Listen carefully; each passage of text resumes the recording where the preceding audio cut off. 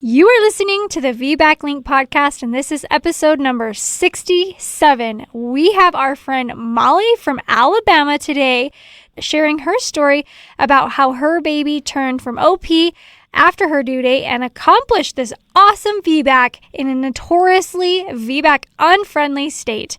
If you are from Alabama, you may be able to relate to her, and I'm sure, Molly, I'm volunteering you right now, that she'd probably be willing to share some information about where she went and who she was with. But of course, we have the review of the week with Julie before we get too much into her story. Yes. Everyone in the Deep South, I'm sure you can relate 100% to Molly's story. This review is from Mathletic on Apple Podcasts, and she says, I had my first baby due to Breech presentation, and we went to attempt an external version. An ultrasound was performed to check positioning, but then it was noted that the umbilical cord was wrapped around my daughter's neck twice. The doctor said he would be okay to attempt it if I was, but know that we run the risk of placental eruption from a tight cord, and that would just mean that we may need an emergency C-section. My husband and I decided to stop the external version, and then we scheduled my C-section for 39 weeks. This devastated me. I was so upset, and it was hard on me as no one around me understood why I was so upset. This included my mom, my mother-in-law, and friends who all had C-sections. They kept reminding me that all that matters is a healthy baby. I felt the ability to give birth was taken from me. I was so upset that I couldn't hold my baby on my own and needed help to take care of her. My doctor told me that I would be a prime candidate for a VBAC, which is something I hadn't heard about. So I began researching immediately. I joined the ICANN group of Chicago and found a friend who successfully had a VBAC. I am now 38 and a half weeks pregnant with my second, and baby is head down and low and ready to go. I have listened to episode every day on the way to work, during my break, and on the way home. I cry every time I hear the moms say they did it. I use this podcast to learn all about my options and to empower myself that I can also do this. So I am waiting and listening and hoping that I also have a successful VBAC. Thank you for this podcast and for all the moms sharing their stories. I cannot wait to post on Instagram once I have my second baby any day now. I wonder if she's actually been one of our poster people. What am I saying? Mathletic, if you are listening to this now, send us a message on Instagram because we want to know who you are, because we really hope that you had your VBAC, and if not, that you felt like you were in control and had an empowering birth Experience. Yeah. Definitely.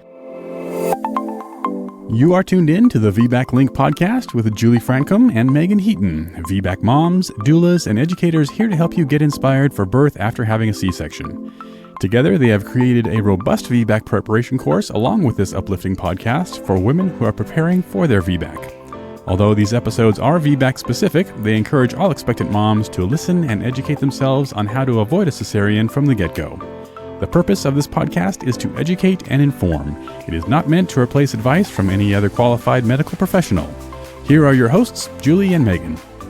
All right, Molly, we cannot wait to hear your story. Thank you so much for being willing to share with all of these women all over the world, because we know it's going to inspire so many. Well, let's turn the time over to you. Thank you. I'm so excited too. I still can't believe I did it. My daughter she'll be 7 weeks old on Friday, and I still such a fresh out. Yes. Yeah. So it all kind of started, of course, with my first pregnancy. My son, his name is Robbie, and he is 2 now. And we found out we were pregnant after about 5 months of trying, which at the time, of course, felt like forever. But I know we were very, very lucky and very blessed to get pregnant that quickly. And he was supposed to be due on March 8th. But his birthday is early February, and that's part of the exciting story. Nice. About 35 weeks, actually 2 days before my birthday, we had an appointment, and she went to check me, and she's like, "Oh, you're at about like a 1.5," and I was, "Whoa, that's great."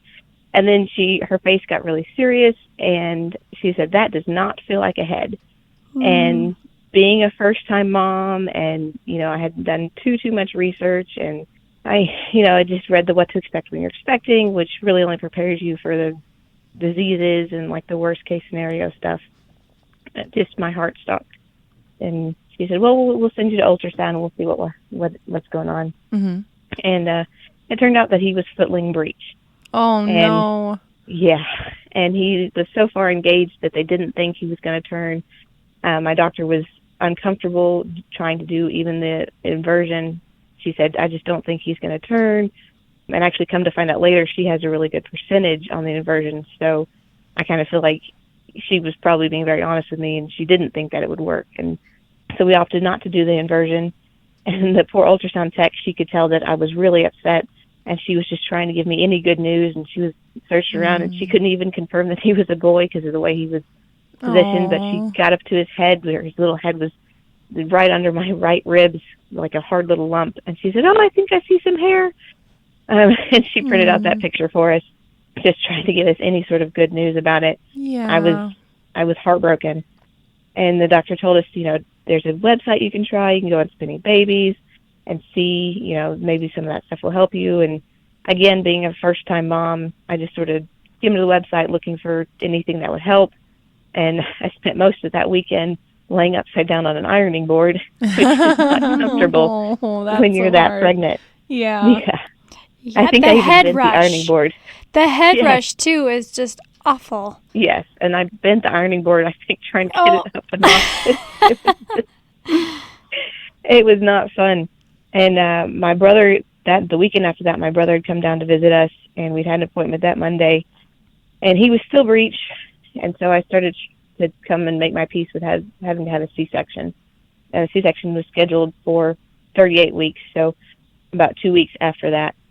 And I was trying to make my peace with it and work through it, and we had our hospital stuff ready to go. And we thought, okay, we've got 2 weeks. We'll get the car seat in the car and do some last-minute errands. My brother was there sort of helping us do that. And that Thursday, I was 36 weeks and 6 days pregnant, and we were out running some errands. We'd gone to Ollie's, which I don't know if you guys are familiar with Ollie's, but it's kind of like a bargain store. Mm. And we were buying a new rug for our living room, and we were standing in the checkout line, and my water broke. Oh. And I sort of stood there for a minute, and then I looked to my right to my brother and my husband, Michael, and I told them, I said, guys, I think my water just broke. And they looked at me, and neither one of them blinked, neither one of them said anything. They just stared at me. And I said, or I just peed myself a little bit. And then neither one of them, they didn't blink. And my brother looked so panicked, I think he was going to ask for sheets and boiling water next. Oh, my gosh. And I said, nope, my water broke. That was definitely my water. And again, neither one of them moved. They didn't say anything. It was just panic, blind panic.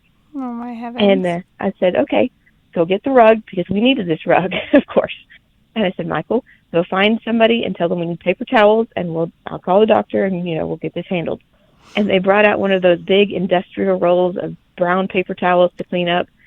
And my brother went and got the rug, and they just gave us the whole roll of paper towels to go into the car. Oh, man. And we were in a rental car that had cloth seats, not leather seats, cloth seats, because my husband's car had a recall on it. Oh, my gosh. The timing. Yeah, it was great. So I sat on a bunch of paper towels, and we ran home to get the hospital bag. Oh, my gosh.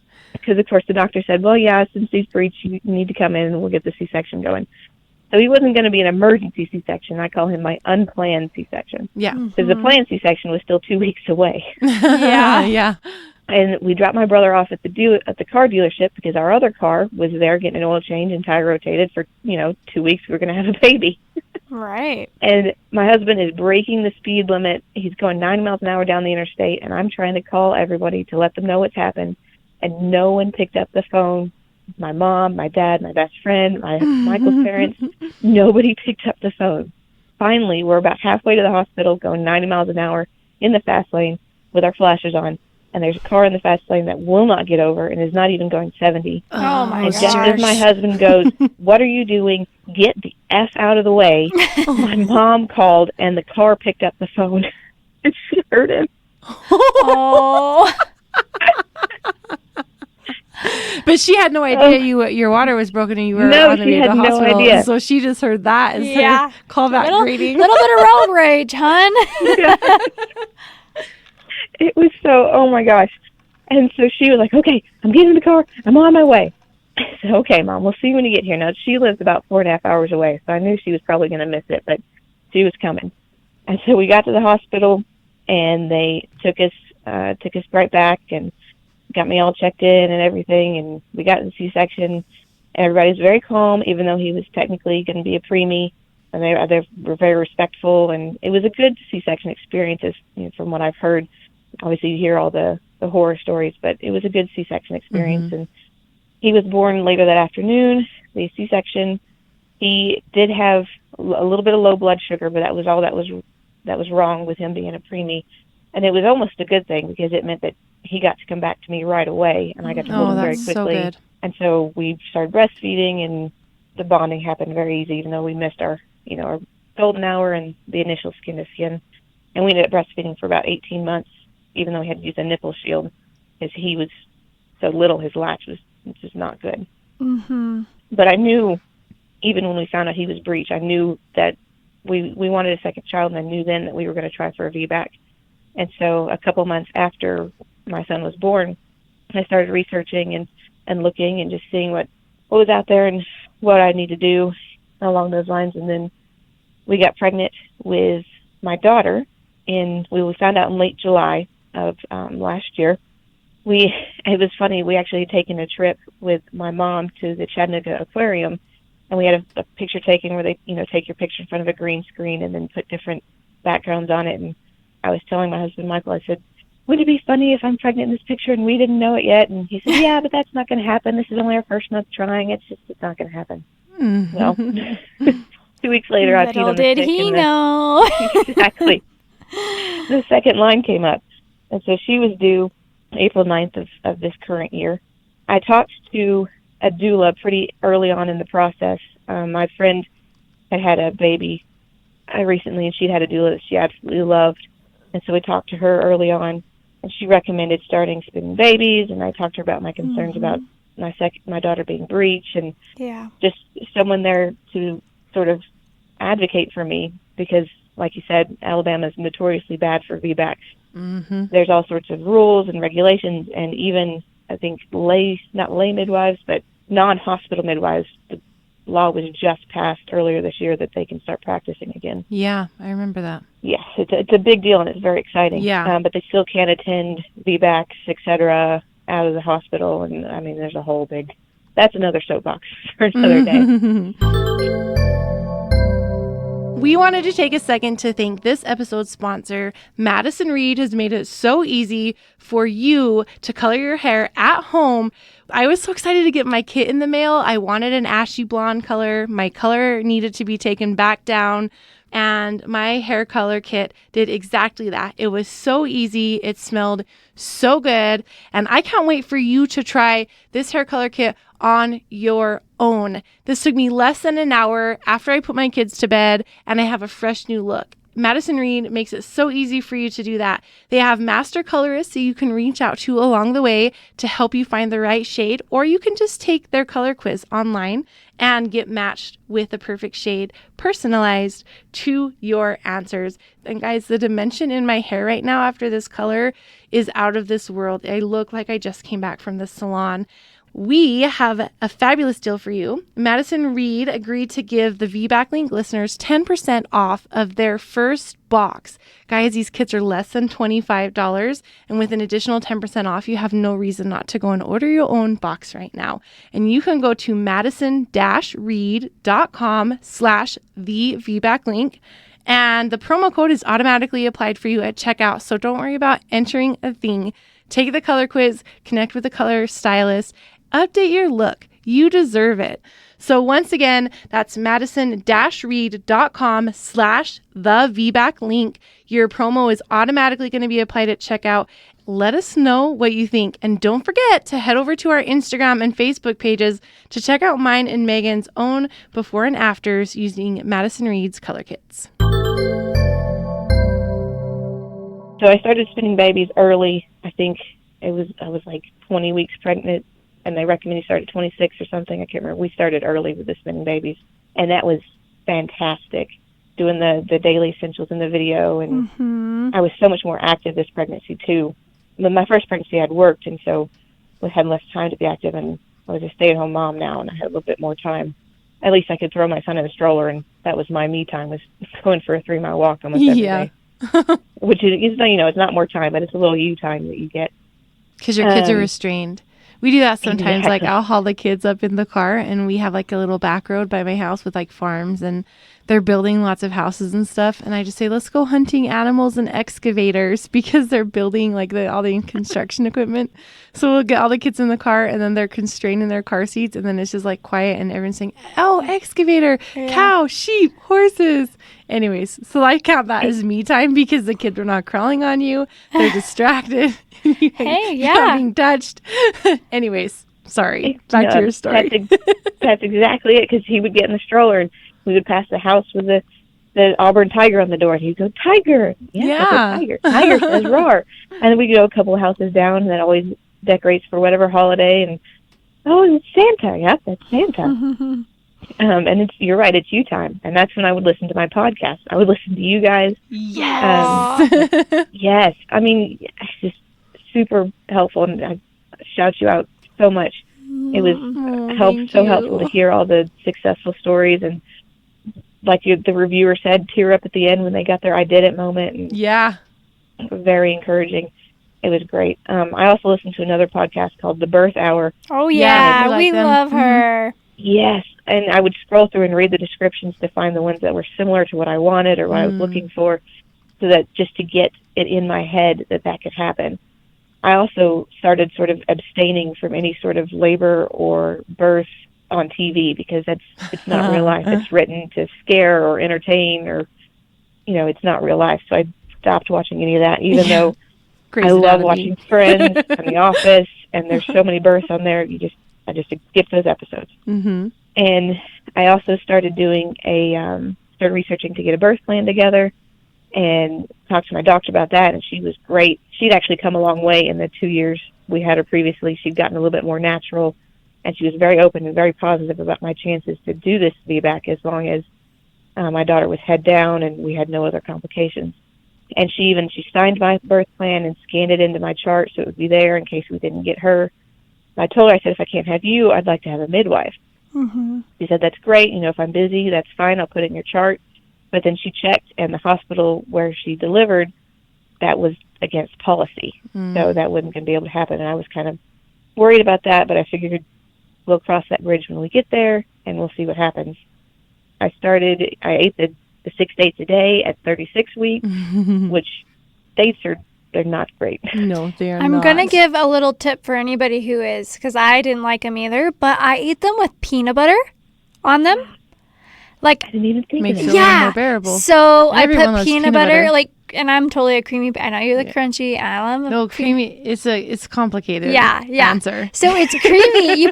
I liked creamy peanut butter, but you put peanut butter on them, and it's protein, so it's extra healthy, and it totally made them so much better. Creamy peanut butter is acceptable if it's on toast or celery or things like dates. I'm pretty sure that would be acceptable use for creamy peanut butter. Yeah. So everything else has to be crunchy. Anyone out there trying to eat dates and not liking them, try them with peanut butter. All right, sorry for interrupting. That would counteract the sugar in them too, because they've got so much sugar in them. I had to eat something really soon after, so my blood sugar wouldn't rise. Yeah, that's true. That's so smart. That's why you guys are the best. Thanks. Because we know how to make dates taste good. Well, that's the only way I could eat them. So you're so sweet. Sorry. That totally makes sense. We just keep jumping in. Because my son was early, I convinced myself that we were going to be early with this one. But 38 weeks came and went, and I wasn't dilated when they checked me. I was just starting to get discouraged, which is ridiculous because you're not even full term till 40 weeks. Oh, I hear you. I was just so sure that we were going to be early. Yeah. You're not the only one out there. Nope. Like me. My longest pregnancy was my last one. It was 39 weeks and 5 days. But before that, my baby before that was born just barely at 37 weeks. So like my last pregnancy was almost 3 weeks longer than the one before that. And I was 39 and a half weeks, but I might as well have been like 45 weeks. I mean, that's how like emotionally, like I totally get you. And when you're feeling like you're like the whole time you're like, I'm going to go early. And then It's hard. It's a huge hard. letdown. Yeah. And then you get this crazy thing. You just, I'm just going to be pregnant forever. I'm going to be this scientific oddity, the forever pregnant woman. You weren't, though. No, thank goodness. But we were anxious to get started because we knew that if we did go too long, they would want to do the repeat C-section. So we started doing the evening primrose oil, orally and vaginally, which is super fun. I started eating tons of pineapple, so much that my tongue got really raw in the roof of my mouth. But we're getting this baby out. And then at my 39-week appointment, my doctor said, you're still not really dilated. How comfortable are you going until we book the C-section? And I said, well, 41 weeks. She said, okay. 41 weeks would have been a Monday. She said, we'll schedule the C-section for that Wednesday, which worked out well for us because my husband was already off work, and it just worked out for her schedule surgery-wise, too. And I said, okay, we'll schedule it for then. Hopefully we don't see you then. And well, that's said, really okay. cool, like that she asked you I instead of thought so, just too. told you. I think that's really cool. And I don't know what she would have said if I had said, 42 weeks. If, maybe that was past the comfort zone, but we found a good comfort zone that we thought would work for us. Fortunately, spoiler alert, we didn't make it to that. Oh, no. Spoiler. So then at my 40-week appointment, I still wasn't very dilated, but I was dilated enough for my doctor to get what she said was a pretty good membrane sweep in. And I just told her, I said, look, if you can sweep. Let's see if we can get this started and get it kicked off. She said, I got a pretty good strip in, but I don't know if it will help very much, and we'll see. And she said, I hope I don't see you next Wednesday, but if I do, I'll see you next Wednesday. I said, okay, but I'm not going to see you next Wednesday. I should mention, too, that my daughter was head down at this point, very much head down. And I credit that to the walks and the spinning babies and lots of positive thoughts and just thinking she's head down. Mm-hmm. And the reason my doctor thought that I wasn't dilated was that she thought that my daughter was OP. So that she thought we were back to back instead of posterior. her tummy to my back. Yeah. Yep. And I just kept telling her, I said, not my doctor, but my baby, you got to turn your head down, and that's great, but you got to turn. I need you to turn. Yeah. So after the strip at my 40-week appointment, the day after that, I started to feel kind of crampy, but it would go away if I would lay down or drink a lot of water or, change my activity. And I thought, okay, this is just practice Braxton Hicks. It's nothing to worry about. So I ran errands. I took my son to the library to get new books to read to him. We went on our 3-mile walk. And on the 3-mile walk, the cramps, they were a little bit more regular than they had been. And I felt some pressure. And I think that's when my daughter turned. I think that's when she turned. Because it was uncomfortable, and there was some pressure. And I think in my heart and in my head that's when she turned. And then that evening, my son and I, we'd watched a movie, and we had a little dance party in the living room to the song that was playing during the credits. And I think that helped, too. Mm-hmm. And I was still having what I thought were Braxton Hicks, or just little crampy feelings. So my husband got home from work, and we got my son to bed. And I said, you know what, I'll take a shower, and then I'll start timing these, and we'll see how regular, if they're regular, or if they go away, and whatnot. So about 9 p.m. that night, I started timing them, and they were about 30 seconds long and 5 minutes apart. And my doctor had told me to call or to go in when they were a minute long, 5 minutes apart for more than a couple of hours, and they wouldn't go away for anything. So if I drank water or laid down, they wouldn't go away. So I thought, well, this is getting there. Maybe this is real. Maybe it's false labor. Maybe it's early labor. And we were just very concerned about going to the hospital early, knowing that they probably wouldn't let me leave, and that the longer we were there, the more they would want to do interventions, and the more that would lead us to a repeat C-section. So our plan was to wait as long as possible and then go. Mm-hmm. So I tried to relax during the contractions. They ended up being contractions, but I thought at the time they were just Braxton Hicks. Been there. They're not. When they're studied like that, they're not. But it's my first time ever in labor, so I didn't know what I was doing. So I tried to relax. We tried to go to bed, but I couldn't sleep. So at about 12 or 1, I got up and went to our living room to watch a movie, and I let Michael sleep for a little bit because I thought, if this is labor, he's going to need rest. And I sat and watched a movie and bounced to my birth ball and obsessively Googled false labor versus real labor, which is not helpful because everything that's false labor is also real labor unless it goes away, and then it's false labor. Yeah. No, and you never know until it's over. You never know until false Exactly. labor is over that it was false. And that really sucks. Yeah, it either stops and it's false labor or keeps going and you have a baby. Those are your two options. So I bounced my birth ball and I walked a little bit and just tried to get through. However, they weren't painful, I'd say. They were just uncomfortable. They did get a little bit more intense, and about 2 a.m., Michael woke up and came and joined me in the living room.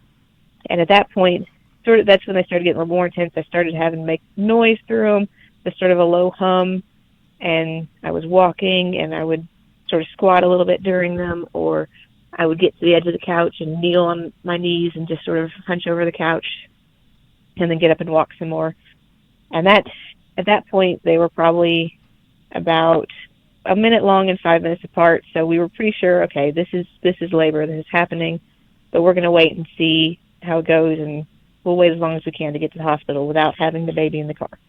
And then about 4 a.m., they were still about 1 minute long, about 3 minutes apart, and they were getting sort of slowly closer together, and we thought, okay, let's call the hospital, we'll see who's on call, we'll see what they say. And I was still having to moan through them and just sort of concentrate through them. It wasn't fun anymore. I wasn't paying attention to what was on the TV. So we called the OB on call, and it wasn't my doctor, which, I thought, okay, that's a good thing because I'll get there in the morning and she'll be there in the morning. And I had a contraction on the phone with him, and he said, yeah, that was pretty convincing. Why don't you go ahead and come on in? Nice. And I said, okay, and hung up the phone, knowing that I wasn't going to come in. I still needed to get my mom down. She was going to come and stay with my son while we went to the hospital. And like I said before, she lives 4.5 hours away. So we started calling her about 4 a.m. And, of course, it's 4 a.m., so she didn't pick up the phone the first couple rings. And at this point, we've made the decision that we need to get to the hospital eventually. And so I panicked when she didn't answer the first couple times. And I called a good family friend of ours whose husband is a veterinarian, and they have an emergency line that has to be answered. So I called her thinking she'll answer the phone because she has to. Nice. And then she can wake up and go wake up my mom. They live pretty close to each other. I said, she'll drive and she'll go wake up my mom. Well, my Aunt Patty, and I call her my Aunt Patty, she answered the phone after the first ring and said, what's wrong? And I said, I'm in labor. Mom isn't answering the phone. And she said, okay, calm down. I'm in the car. And I could hear her getting out of bed. And she said, I'm in the car. I'll go wake up your mom. I love you. You can do this. I hung up the phone. Aww. And as soon as she hung up the phone, my mom answered the phone. My husband had still been calling her, so my mom picked up. Nice. And I said, Mom, I'm in labor. Miss Patty is coming to wake you up. You may want to call her and tell her not to do that, but I need you to get down here. And she said, okay, I've got stuff in the car. Let me feed the animals, and I'll be down there. I love you. You can do this. And she hung up the phone. Yeah. And I relaxed a little bit because the plan was in motion. My mom was on her way. And she sent me a text about 45 minutes later, animals fed. I'm in the car, which she has 6 cats, 3 dogs, and 2 horses. So feeding that many animals in 45 minutes was a miracle. And then she sped all the way down here. And she got down here in about 4.5 hours. It would have been quicker, but she got pulled over. Oh, no way. Oh, Yeah. man. Too bad you were in the car with her. They could have just drove you to the hospital. Well, unfortunately, it was in Birmingham, which is still about an hour and a half away. But my mom said she pulled over, and the guy came up to her window, and she very calmly said, I know I was speeding. I'm sorry. My daughter's in labor in near Montgomery. I need you to write me the ticket so that I can keep going. Whoa. And he said, okay, calm down. What's your daughter's name? What hospital is she delivering at? Oh, I think he was probably just trying to make sure she wasn't making it up. Yeah. But she gave him all the information. He said, okay, just don't speed anymore and get there safely. And she said, what's the ticket? And he said, no, don't worry about the ticket. Oh, that's nice. Good cop. Good cop. And so my mom was on her way, and I kept laboring, and I was moaning through the contractions. At this point, walking was no longer comfortable, and I was just kneeled over the edge of my couch, and I had my knees on a folded-up yoga mat, and I would just moan through the contraction. And then at this point, I'd been up for a while, and I didn't know it, but at the time, I was sleeping in between contractions. Nice. Michael said that I would moan through a contraction, get really still, and then right before a new contraction would pick up, I would jerk awake and then moan through the contraction. Oh my gosh, you were tired. I was so tired. And so it kept laboring, and my son, Robbie, woke up a little bit before 7, and Michael fed him and got him settled in front of the TV with Blue Planet 2 because sharks are life. And he watched his sharks and his fishes, and then my mom got there about 9:15, and Michael was just so happy to have something that he could do. He had been all prepared to give me all the counter pressure and the back rubs and hip squeezes. I didn't want any of that. I didn't want him to touch me. I didn't just let me do this. I can do this. I don't, you're here if I need you, but I don't need you right now. And so when my mom got there, he was so happy to have something to do, and he loaded up the car and got everything situated. And he said, "Do you want the yoga ball?" And I said, "Yes, just put it in the car just in case we need it," and helped me put my shoes on. And we were out the door about 9:30. But I was so, oh my gosh, that was the car ride from hell. It was awful. The hospital was about 30 minutes away, and I couldn't sit down. So, and if you're women listening to this, don't do what I did, because it's not safe. But I buckled the seatbelt behind me so that the stupid alarm would stop dinging. And then I kneeled on my knees and I hugged the back of the seat. You got to do that sometimes. Sometimes that is the only way women can get to another location comfortably and like manageably. So you're not the only one too. I've had clients and I was in the back seat squeezing their hips. They're on their hands and knees. I wasn't squeezing their hands. I was holding their hand because she was going around the the seat, and I was like in her face, like, "All right, we're gonna get there. It's gonna be okay." I've done hip squeezes in the back seat of a car when mom's on her hands and knees in the back seat, and I'm like behind her. I'm like making sure the door is locked so my butt doesn't open it and we fall out on the freeway. You gotta do what you gotta do. You gotta do what you gotta do to get there. Yeah. And that was the only way I could stand to be. I could not sit down because my labor, it wasn't in my back, but it was more in my back than I expected, and it was not comfortable. Which, it's labor, it's not supposed to be comfortable, I suppose. So we got in the car, and my husband said, "I can get there fast, or I can get there safely, normal speed. What would you like?" And I said, "I cannot handle being jolted around. Just get us there normally and try and avoid the major potholes and bumps." He said, "Okay." And I buried my face in the headrest of the car seat and didn't look up until we got there. And it was the longest 30-minute trip of my life. It was awful. I don't want to do it again. Oh. Then we got to the hospital, and there were no parking spots close, of course. And Michael said, I can park here and walk in, or we can get you a wheelchair, whatever you want. And I said, just find a parking spot. I can walk there. It's okay. Well, we almost didn't. I had to stop about every 30 seconds or so to have another contraction. Oh, my gosh. gosh. I'd stop and drop all the bags I was carrying, put my hands on my knees, and have a contraction in the middle of the parking lot. And he kept asking, "Are you sure you don't want a wheelchair? Are you sure? I can go get one." I said, "No, that's fine. I'll just get there. Just go. I'll get there." Said, "Okay." I feel so sorry. He was so ready to be helpful, and I just did not want help. So we got in there. Though. Yeah. He was there for you. No, sometimes just holding space. He held your space, and that's good. And was carrying the heavy bags. Exactly. Yeah, and he was carrying the stuff. Perfect. So we got there, and I gave him the card to go check in, and I didn't even get, I think, to the chair to lean over and have a contraction before they were like, "Okay, let's get you back here and let's get you checked." And I should mention at this point, my water had not broken. I was still just contractions. So they got me back there, and they could tell, well, you ladies know because you're experienced that way, but you can tell when a woman's in full-blown labor and having contractions and getting close. So they were rushing. They hadn't even had a chance to check my chart. They were getting me in. And so I was obsessively telling them things that were on my birth plan that I wanted because I was afraid they wouldn't check my chart, or they would do it without asking me, and they're like, "It's okay, we got you." And take me down the hall, and she said, "Is this your second baby?" And I said, "Yes, but I'm in a VBAC. This is my first actual labor." And so she yelled over her shoulder, "I'm going to need the VBAC forms." And they got me in there and got me in the gown, and she said, "Okay, I'm going to start your IV." And I said, No, it says in my chart that just a hep lock, just a hep lock. And she said, "Yep, I got the hep lock. It's just a phrase. I got you."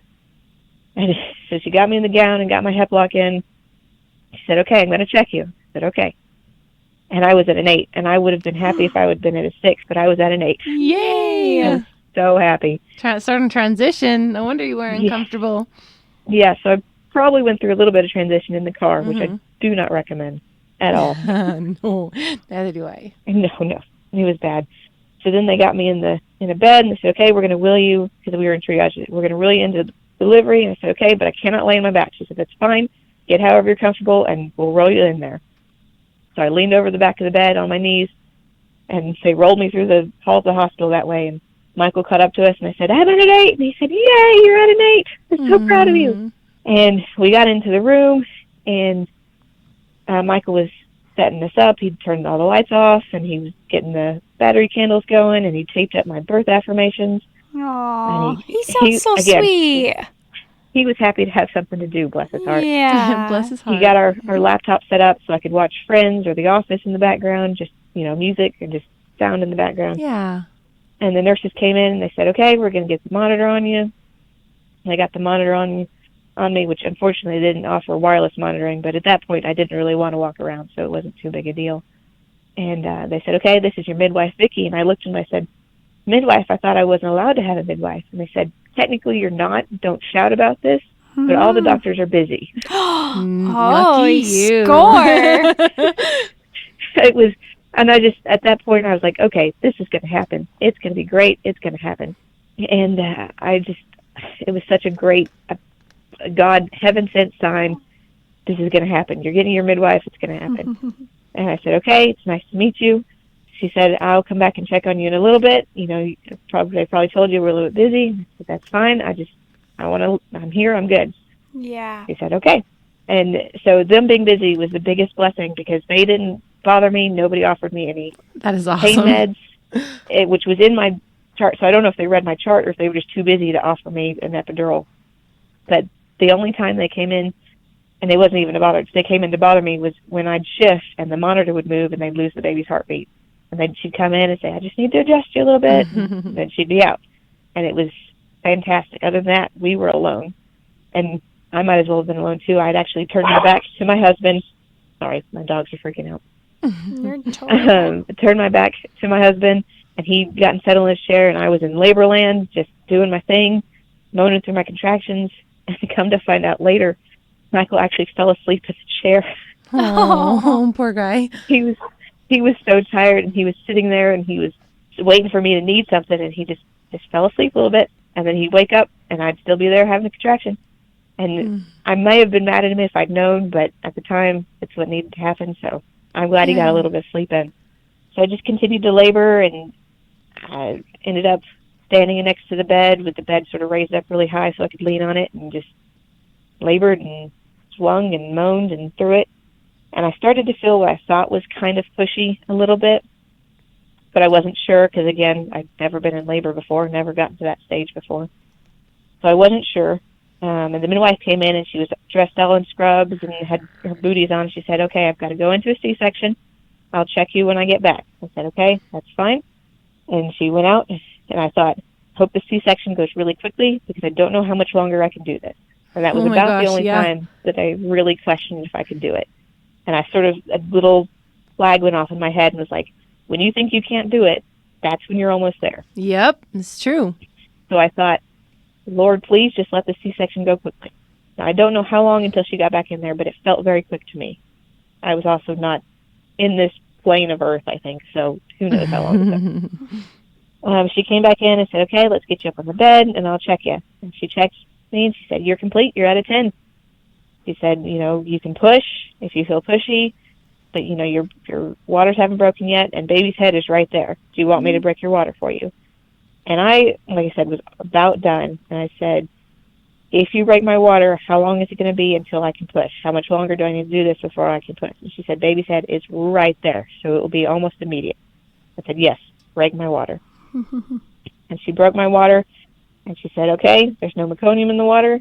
You're good. Get however you're going to be comfortable for pushing, and we'll start pushing. And I started shaking because I was so excited and tired and adrenaline. And yep. I couldn't believe it. And then, I told my husband, I said, okay, get the labor playlist going.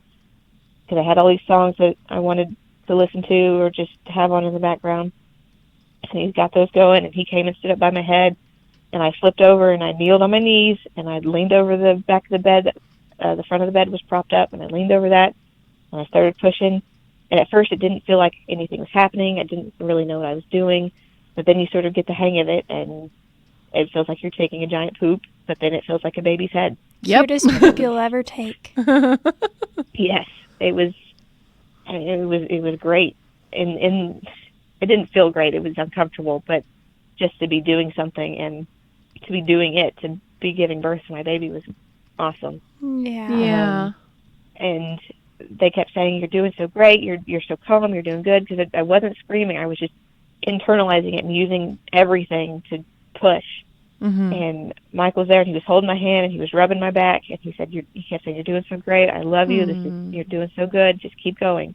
And eventually, I felt her start to crown, and it's the most frustrating thing in the world to feel her crown and then to feel it go back. And then she crowns, and then she'd go back, and you just feel like you're not making any progress.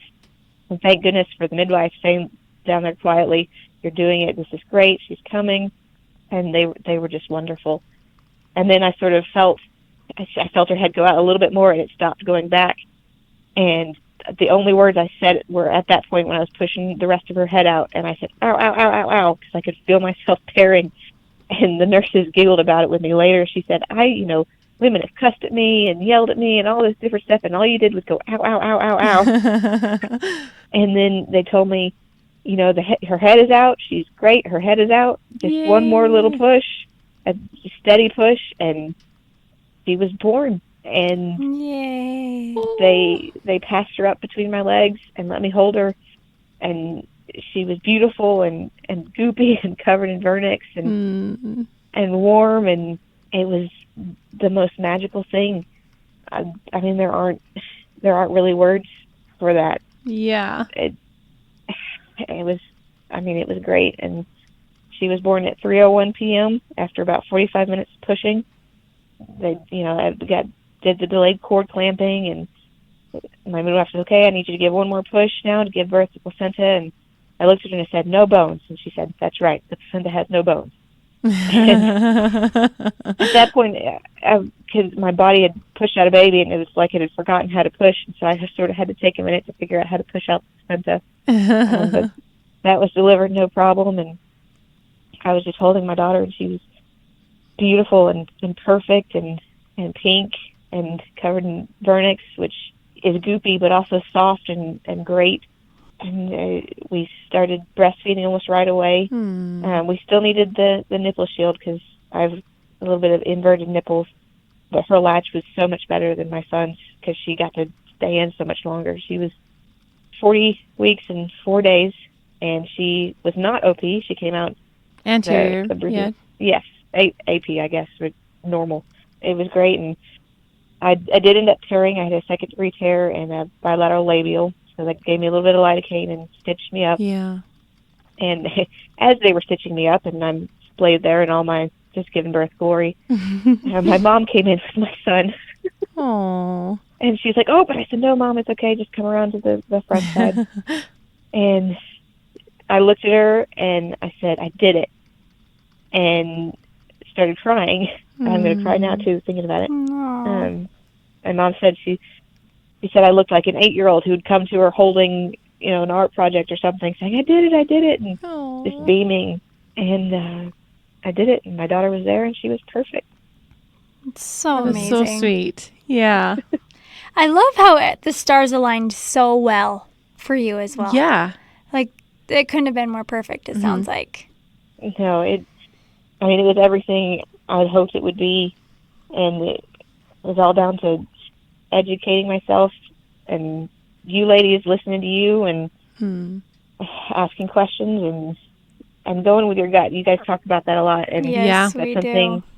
I practice a lot in my sort of everyday life, and especially my mom life, and trusting my gut with her. And I had doubts about my provider, but what was my gut when it said, "No, you really need to stay here," and it ended up being great. And when I talked to the doula when I was first pregnant with my daughter, she said something. We ended up not hiring her because our finances were a little tight, and I wish we could have. But she was wonderful even when I just sort of consulted with her. Mm-hmm. And she said, she'd asked me what I'd wanted a doula for, and I said, well, kind of there to help me keep my power and advocate in case I'm in la labor land and I'm not able to do that, and my husband's not experienced enough to know everything about that.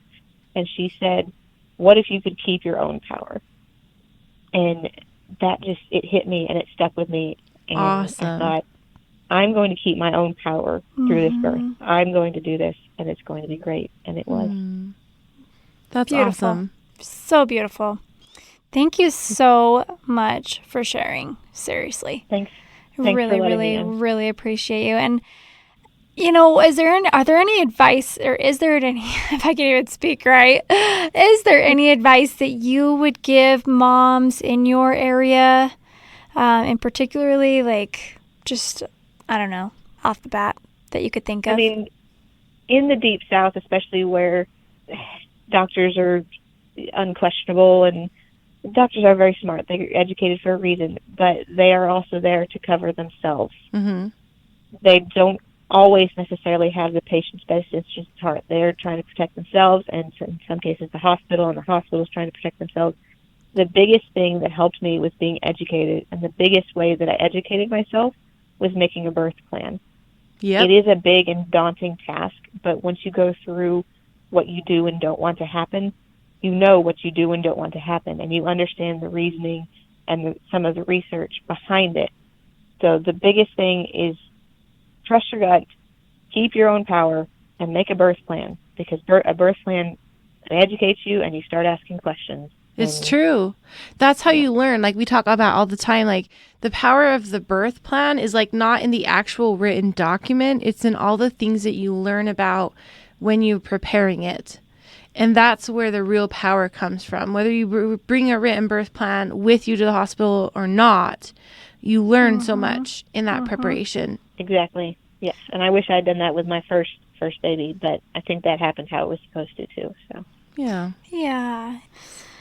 Awesome. Well, we want to also share with everybody out there that we have a blog about why babies go breech and 5 things you can do about it.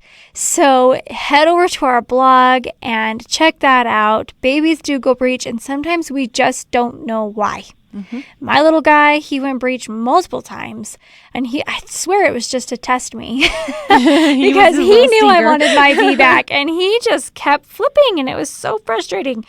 But they sometimes go breech and we just don't know why, and sometimes they go breech because there's other reasons. And spinning babies is something that we refer to all of the time as well, and we suggest checking out spinning babies. So if you haven't yet, check them out.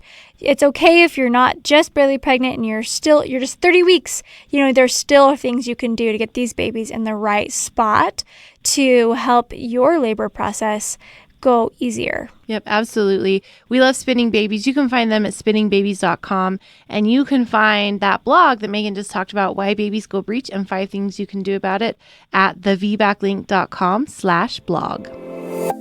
Would you like to be a guest on the podcast? Head over to thevbaclink.com/share and submit your story.